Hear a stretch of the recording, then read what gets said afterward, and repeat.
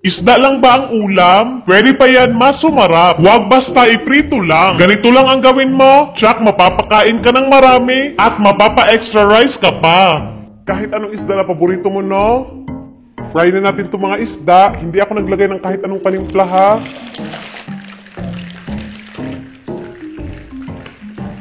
Ito na, sarap na kainin with kanin, no? Sa same na kawali, magbabawas lang tayo ng mantika. Mag-isa ng sibuyas, bawang. Gawa natin ng masarap na sauce yung isda para mas masarap yung habhaba.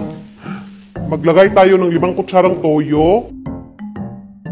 Oyster sauce, 5 kutsara rin. Kalamansi juice, mga 3 lang oh. Ang bango na, maglagay tayo ng 2 tasang tubig. Pamintang buo at dahon ng laurel.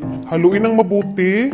Ayan, hayaan natin itong kumulo hanggang mag-reduce. Simplahan natin ng konting asukal, pang-balance lang ng lasa. Tapos haluin. Dito na natin ibabalik yung mga isda. Pwede na ito kainin ha, pero lalagyan ko ng sibuyas, optional lang. Takpan natin ng ilang minuto hanggang maluto lang yung sibuyas. At ito na oh.